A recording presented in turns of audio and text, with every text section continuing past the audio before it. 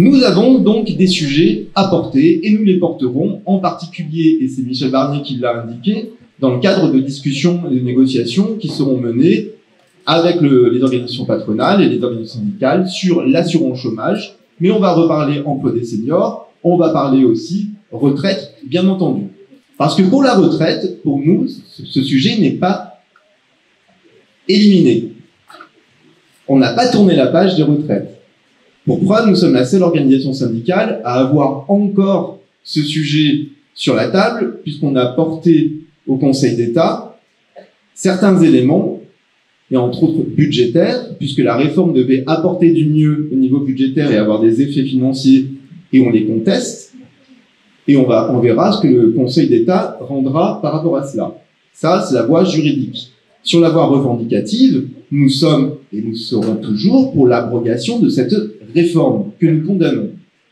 Donc nous sommes tous réunis, les secrétaires du D, les secrétaires généraux de fédération, et nous avons discuté, nous avons adopté à l'unanimité une résolution que vous avez dû avoir de la part de votre union départementale, qui a été largement abondée par les camarades présents dans la salle. Le projet initial a été enrichi, comme on dit, avec des interventions qui étaient éclairantes aussi sur la situation de la France dans toute sa diversité, puisque les camarades de Martinique, le camarade de Martinique a été le premier intervenant à la tribune pour nous dire, à la Martinique, c'est pas que contre la vie chère.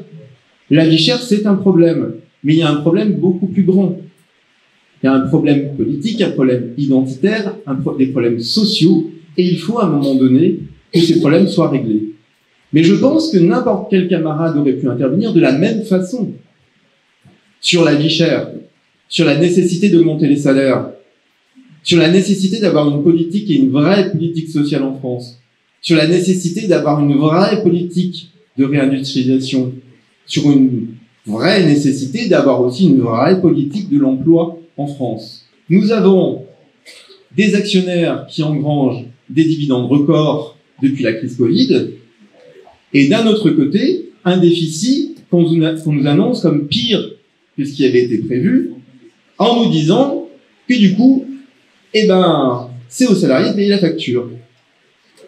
Dans les 60 milliards que Barnier veut trouver, il dit 40 milliards sur la baisse de la dépense publique et 20 milliards à titre temporaire sur les grosses sociétés qui ont fait beaucoup de bénéfices, où on verra les modalités, etc., etc., etc., à titre temporaire. Or, ce qu'il propose, en revanche, en termes pour les 40 milliards, c'est à titre définitif. Ça veut dire quoi, 40 milliards? Ça veut dire encore moins de services publics. Ça veut dire fermer encore des classes. Ça veut dire fermer encore des lits dans les hôpitaux. Ça veut dire réduire encore une fois la voilure du service public, alors que celui-ci est déjà exsangue en termes d'effectifs et en termes d'efficacité. Donc, autant dire que la cure d'austérité qui nous est annoncée ne nous convient pas. Nous sommes clairs, nets et précis. Nous ne voulons pas que ce soit les travailleurs qui payent la crise. Nous ne voulons pas qu'on continue dans un système où c'est nous qui devons payer encore une fois, et certains ne seraient pas concernés. C'est pour ça que Frédéric Souillot, lorsqu'il a été à Matignon, 2 fois, a bien dit les choses en disant sur l'exonération des cotisations sociales, charges sociales pour le patronat, cotisations sociales pour nous, il faut qu'on mette la conditionnalité des aides. En clair, une entreprise qui en profite pour reverser des dividendes, supprimer des emplois et ne pas augmenter les salaires, ça va pas. En revanche, une entreprise qui joue le jeu, ok, c'est ça la conditionnalité des aides. C'est pas remettre en question entièrement toutes les aides aux entreprises, parce que certaines en ont besoin pour continuer leur activité, c'est juste de dire, il faut du donnant-donnant dans cette affaire. Or, aujourd'hui, j'ai parlé des dividendes, on pourrait parler aussi de la fraude fiscale, on pourrait parler aussi du montant des exonérations de cotisations et de l'effet que ça a sur la sécurité sociale, sur notre salaire différé, parce que c'est bien ça le problème. On nous dit que la Sécu est exsangue, on nous dit que la Sécu n'a plus d'argent, qu'il faut fermer des lits, que ça ne va pas sur les arrêts maladie, qu'il faut revoir le système d'indemnisation, etc., etc. Mais à la base de la base, c'est bien parce qu'il y a des exonérations sans condition pour les entreprises que les cotisations ne remontent pas là où elles devraient. Donc ce déficit est artificiel.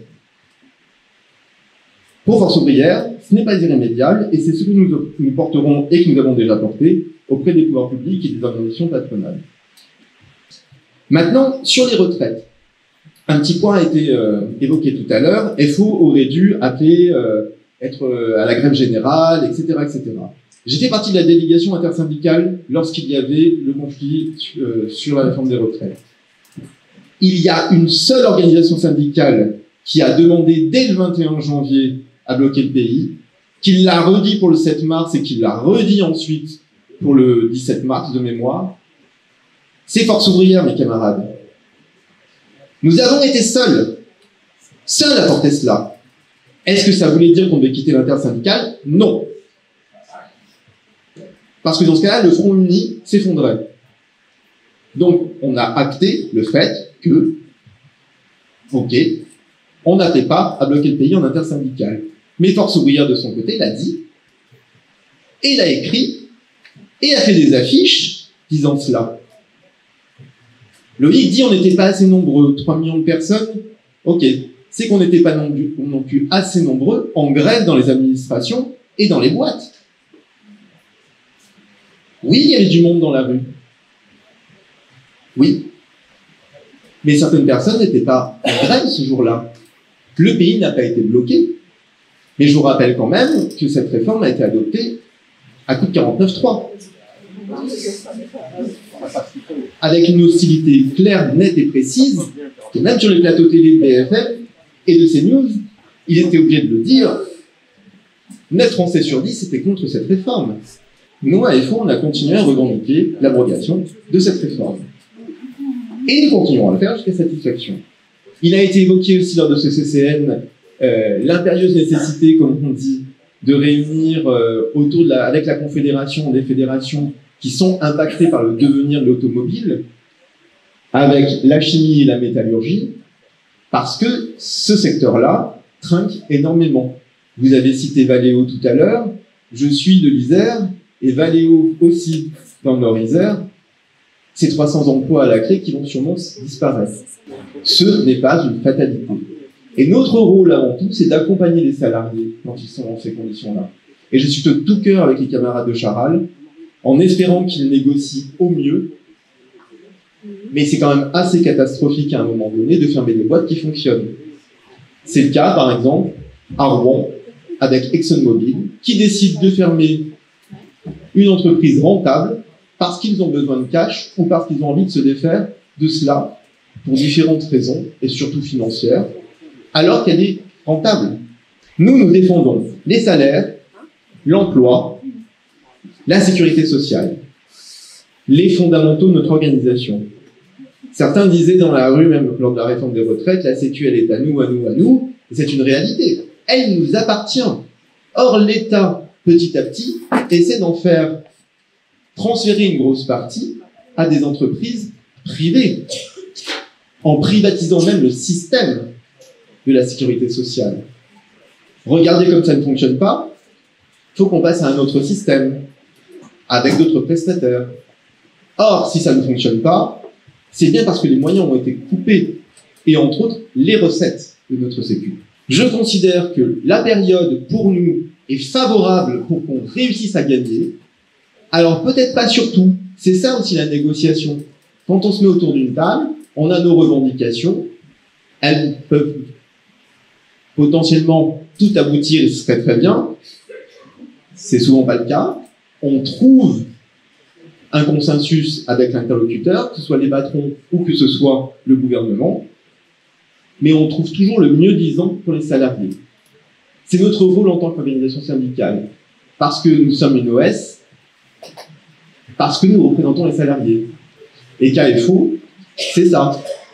C'est l'adhérent qui fait l'organisation. Ces moments d'abattement sont balayés.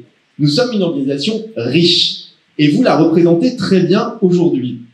Je rappelle quand même que le président de la République, en mettant en place le Conseil national de la refondation, c'était plutôt le Conseil national de la destruction, puisqu'il revenait sur tous les acquis que nos aïeux avait justement obtenu, après la guerre 39-45, par le Conseil national de la résistance, le vrai CNR. Tous ces acquis sont petit à petit détricotés.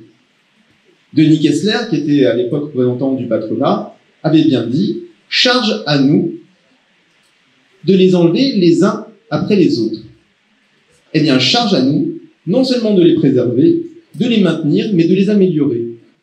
Nous avons des positions qui sont des positions qui ont toujours été celles de Force ouvrière. C'est d'abord, on négocie, on discute. Parfois, donc, lorsqu'il est nécessaire, on fait grève. C'est jamais de gaieté de cœur qu'on fait la grève, de toute façon. Jamais.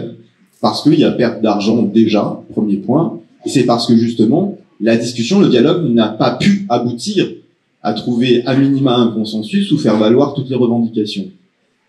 Dans cette communication, on a effectivement les journaux, on a les tracts, on a différents papiers qui peuvent être utiles. Mais aujourd'hui, on n'a pas le choix, et même si Loïc n'aime pas cela, les réseaux sociaux sont importants, essentiels. Tous les réseaux sociaux.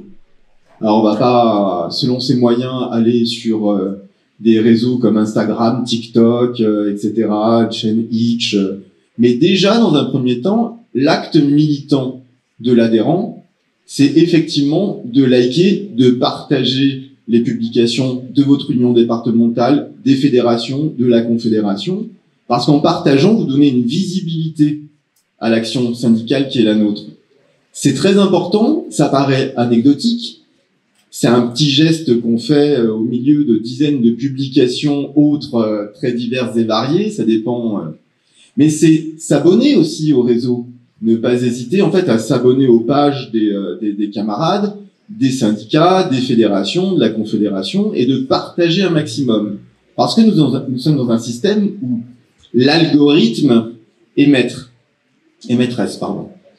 C'est-à-dire que plus vous partagez, plus vous likez, plus le référencement monte, et plus FO est visible. Et nous devons être aussi bien visibles dans la rue lorsqu'on est en grève, dans les entreprises lorsqu'on milite, lorsqu'on négocie, lorsqu'on syndique, mais aussi sur les réseaux sociaux.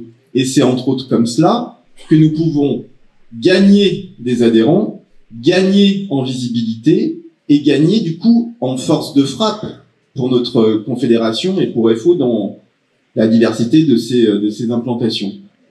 Si nous voulons être les premiers, et c'est notre vocation, nous devons communiquer. Et un petit acte militant peut avoir beaucoup d'impact. On dit toujours qu'un battement d'aile de papillon peut provoquer une bourrasque ou une tempête ou un ouragan à 1000 km de là. C'est cet acte militant tout simple qui fait gagner aussi Force ouvrière. C'est par les publications que nous envoyons que certains connaissent nos positions, les partagent et veulent venir chez nous. Donc, sur cet aspect-là, partagez un maximum la communication de l'union départementale, partagez vos propres publications entre vous aussi, et FO sera première. C'est le but. Et nous avons vu, donc, lors du conflit sur la réforme des retraites, beaucoup de jeunes venir dans nos cortèges parce qu'ils partagent déjà une chose essentielle à Force ouvrière, c'est notre notion d'indépendance. Indépendance par rapport au gouvernement, indépendance par rapport aux partis politiques, indépendance par rapport aux églises et au patronat. Alors ça, c'est la charte d'Amiens. Mais c'est juste, en fait, de bien faire comprendre aux jeunes, et ils le savent pertinemment, que c'est en défendant les acquis que nous avons, que c'est en se défendant dans le monde du travail, en portant les couleurs d'un syndicat libre et indépendant, que demain, ils auront eux-mêmes de bonnes conditions de travail, de bons salaires, et que nos acquis ne seront pas effacés. Donc, plus nous serons nombreux, plus nous serons forts, plus nous réussirons et plus nous gagnerons. Merci mes camarades. Et oui,